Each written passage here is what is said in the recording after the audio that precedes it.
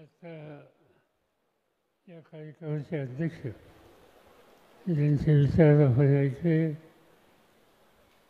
ते खासदार डॉक्टर अमोल कोल्हे, अशा कार्यक्रमाच्या निमित्तानं अगत्यानं या ठिकाणी उपस्थित असलेले जुन्नर तालुक्याचे आमदार अतुल बेनके, माजी आमदार देवीश्वर धोंडे, माजी आमदार जगन्नाथराव शेवाळ, माजी आमदार बाळासाहेब दांगट, माजी आमदार शरददादा सोनवणे, देवदत्त निकम, संजय काळे, कारखान्याचे चेअरमन सत्यशील दादा शेळकर आणि हा सोहळा आयोजित करण्याच्यासाठी ज्यांनी कष्ट केले, पुढाकार घेतला, ते विशालशेठ चांगले, अनिलशेठ चांगले, त्यांचे सगळे सहकारी, व्यासपीठाचे सहकारी शरद रेंडे, तुषारशेठ थोरात, अन्य मित्र आणि उपस्थित सहकारी बंधू, जुन्या सहकाऱ्यांचं स्मरण करण्याचा हा सोहळा आहे. या ठिकाणी ज्यांचं आपण कायम स्मरण करण्याची व्यवस्था केली की जुन्नर तालुक्यातले आमदार आणि आम्हा लोकांच्या त्या काळची सहकारी दामोदर चांगले आणि त्यानंतर या भागातल्या पहिल्या महिला आमदार लताताई चांगले आणि शिक्षणाच्या क्षेत्रामध्ये ज्यांनी मोठं काम केलं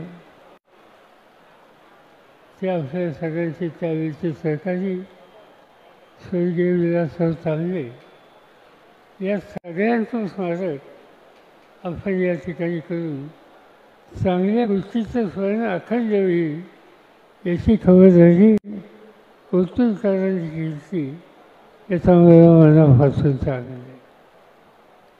दामोदर त्यांचं नाव इंग्रजी माध्यमाच्या शाळेत शेजारी दिलं आणि लताताईंचा त्यांचा पुतळा आज या प्रांगणामध्ये या ठिकाणी बसवला. या तालुक्यामध्ये अनेकांनी तुमच्या सगळ्यांचं सेवा करण्याचं काम केलं. मी सहजच आठवत होतो की माझ्याबरोबर किंवा त्यांच्याबरोबर काम करायला संधी मिळाली असे आमदार किती आणि या तालुक्यातले किती आहेत. एखाद दुसरं नाव माझं चुकेल, मला शिवराव काळेंचे आठवत होते, रामचंद्र आवटींचे आठवत होते, जांभळशेठचे आठवत होते, लताताईंचे घेते, आदिवासी नेते कृष्णराव मुंढे यांची होते, अरविंद जमले या ठिकाणी व्यासपीठावर आहेत, वल्लभशेठ बेनके आज नाही त्यांची आठवण होते, सोनवणे या ठिकाणी आहेत, दांगट या ठिकाणी आहेत, अतुल या ठिकाणी आहेत. जवळजवळ 10 ते 11 आधी माझी आमदारांच्यावर काम करायची संधी मला या ठिकाणी मिळाली, याचा मला मनापासून आनंद आहे. आणि याची प्रत्येक व्यक्ती या विभागाच्या भल्याच्यासाठी कष्ट करण्याची भूमिका घेणारी अशी व्यक्ती होती. आणि त्या मालिकेमध्ये दामोदर आणि लताताईंची आठवण आपण कायमची ठेवण्याच्यासाठी आज या ठिकाणी त्यांचे पुतळे उभे केले, त्याबद्दल आयोजकांना मी अंतःकरणापासून धन्यवाद देऊ इच्छितो. जुन्नर तालुका महाराष्ट्राच्या नव्हे देशाच्या इतिहासाचा एक महत्त्वाचा भाग आहे. शिवनेरी म्हणल्याच्या नंतर महाराष्ट्राचा तेजस्वी इतिहास हा आपल्या सगळ्यांच्या नेतेसमोर येतो. जिजामातेनं एका युगपुरुषाचा जन्म दिला आणि तुला जन्म देण्याची वास्तू या प्रांगणामध्ये आहे. याचा सार्थ अभिमान महाराष्ट्राच्या प्रत्येक माणसाला आहे. जिजामातेनं व्यक्तिगत आणि सार्वजनिक जीवनामध्ये, कौटुंबिक जीवनामध्ये आदर्शवत राहणं कसं असावं या प्रकारचं मार्गदर्शन त्यांनी केलं. बालवयामध्ये शिवाजी राजांना ज्या पद्धतीचे संस्कार त्यांनी दिले त्या संस्कारामधून युगपुरुषाची उभारणी होऊ शकते. आणि ती भूमिका शिवछत्रपतींनी उभ्या आयुष्यामध्ये ही केली आणि त्यांचं वास्तव्य या प्रांगणात होतं. याचा अभिमान तुम्हाला सगळ्यांना. आता आपण स्वातंत्र्यप्राप्तीच्या नंतरच्या भागातून होती. स्वातंत्र्याच्या आंदोलनामध्ये या भागामध्ये अनेकांनी कष्ट केले आणि देश परकीयांच्या ह्याच्यातून मुक्त होईल याची काळजी घेतली होती.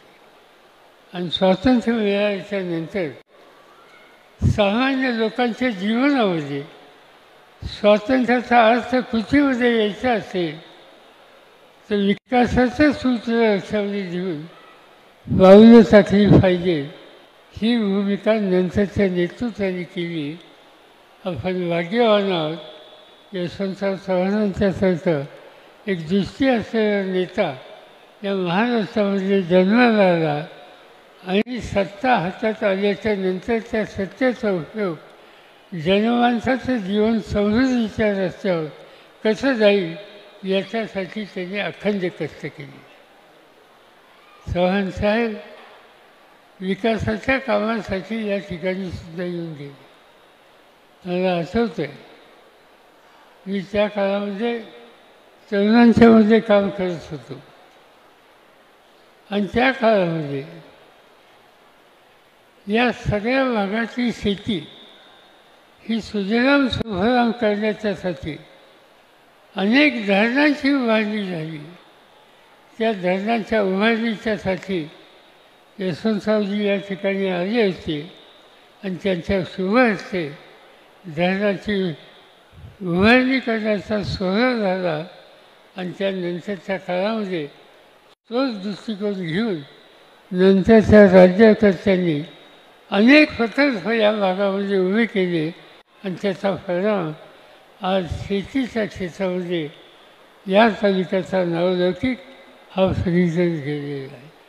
ती ऊसाची शेती असो, ती द्राक्षाची शेती असो, ती केळीची शेती असो किंवा शिवनेरी आंब्याची शेती असो, आज या शेतीच्या क्षेत्रामध्ये एक प्रकारचा आमूलाग्र बदल करण्याचं कर्तृत्व आणि दृष्टी शेतीच्या क्षेत्राच्या आणि शेतकऱ्यांच्या कुटुंबाच्या नव्या पिढीने दाखवली.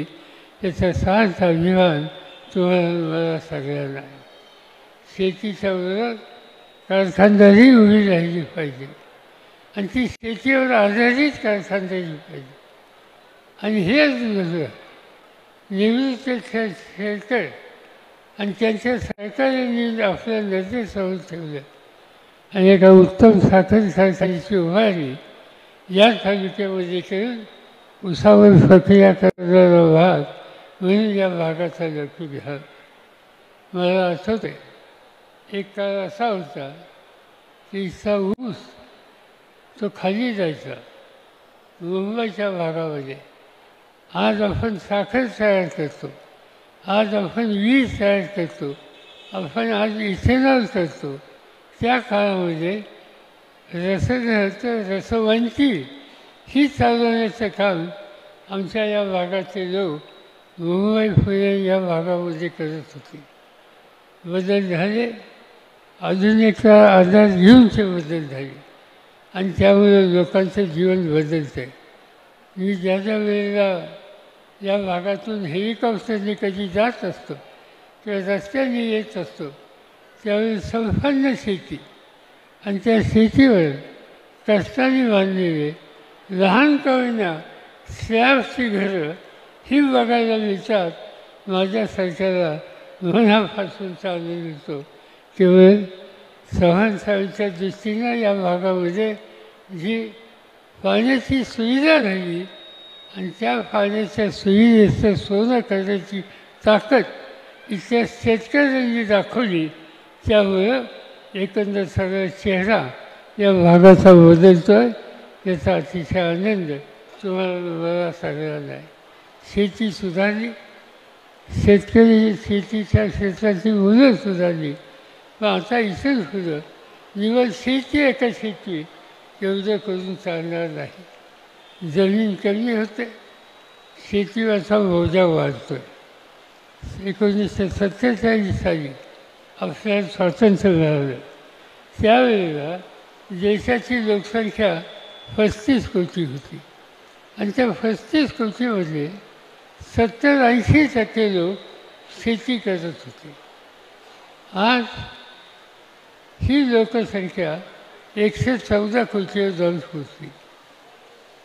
शेतीची जमीन वाढली का? शेतीची जमीन वाढली नाही. ही सगळी धैर्य झाली, त्याच्यात जमीन केली. आज पुण्याला जाताना पूर्वीचा रस्ता आणि आजचा रस्ता याच्यात फरक झाला. त्या रस्त्यासाठी जमीन घेतली गेली. विकासाच्या कामासाठी जमीन कमी झाली. जमीन कमी होते आणि जमिनीवर अवलंबून राहणारी लोकसंख्या वाढते. याचा अर्थ शेती ही सगळ्यांना अखंडपणानं समृद्धीच्या रस्त्यावर नेईल या स्थितीला राहील का नाही याची शंकेची स्थिती आहे. आणि ती बदलायची असेल तर शेतीच्या बाहेर कुणीतरी कुटुंबातलं पडलं पाहिजे. कुटुंबातल्या एका व्यक्तीनं शेती करावी आणि एकापेक्षा अधिक व्यक्ती असतील तर अन्य क्षेत्रामध्ये कुठे ना कुठे जायचा प्रयत्न हा केला पाहिजे. तुमच्या तालुक्यामध्ये ही फार जुनी पद्धत आहे.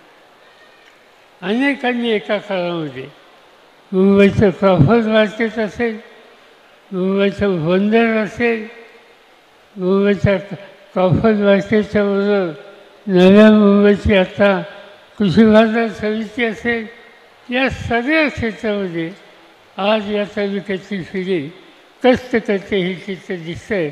याचा आनंद आहे. पण तरीही शेतीवरचा बोजा कमी करण्याची काळजी ही घेतली पाहिजे आणि ती घ्यायची असेल तर नवी पिढी शैक्षणिकदृष्ट्या समृद्ध केली पाहिजे आणि ती समृद्धी आणायची असेल तर या ठिकाणी आज आपण बघतो आहोत की विलासरावने हे शैक्षणिक संस्थांची जी उभारणी केली ती उभारणी KG to PG असेल पण निवड प्राथमिक शिक्षणापुरती सीमित ठेवली नाही.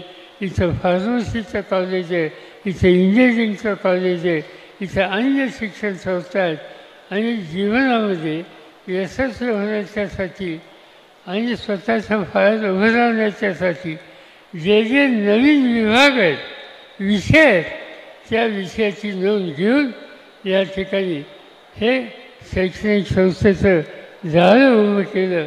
त्याबद्दल विलासरावांची आठवण ही तुम्हाला आम्हाला कायमची राहिली पाहिजे. मी चांगले कुटुंबियांना धन्यवाद देऊ शकतो. विलासरावांनी कष्ट केले, शून्यात हे सगळं उभं केलं. ते दुर्दैवाने आज या ठिकाणी नाहीत, पण ते नसताना त्यांनी जो आदर्श पुढे ठेवला, संस्थांची उभारणी केली, ती जतन करणं एवढंच नव्हे तर ती वाढवण्याच्यासाठी नंतरच्या पिढीने कष्ट केले. याचे उदाहरण आपण या सगळ्या वास्तूतून आणि जी पिढी तयार होते शैक्षणिकदृष्ट्या त्यांच्या चेहऱ्यावरून तुम्हाला सगळ्यांना बघायला मिळालं. आणि म्हणून आज या कार्यक्रमाला यायला मला मनापासूनचा आनंद आहे. आणि दुसरी गोष्ट ही आहे ती लताताई असो, जांभळशेठ असो, यांच्याबरोबर काम करण्याची संधी मला मिळाली. आम्ही एकत्र होतो. महाराष्ट्राच्या विधानसभेमध्ये होतो. बहीण भावासारखी नाती होती आणि सातत्यानं या दोघांशी सुसंवाद साधला, चर्चा केली तर या भागाच्या लोकांचं जीवन समृद्धीच्या रस्त्यावर कसं जाईल याशिवाय दुसरा कुठलाही विचार जांभळशेठनी आम्हा लोकांच्या समोर मांडला नाही. आणि तीच भूमिका घेऊन लताताई काही दृष्टीनं मर्यादा असल्या त्यांच्या मर्यादा कधीच त्यांनी पुढे येऊन दिल्या नाही. जांभळशेठची गादी ही चालवण्याची परंपरा आपल्या मर्यादित आयुष्यामध्ये त्यांनी केली आणि त्यामुळे त्यांचाच फरक या ठिकाणी होत आहे. मी काही अधिक बोलून आपल्या सगळ्यांचा वेळ घेऊ इच्छित नाही.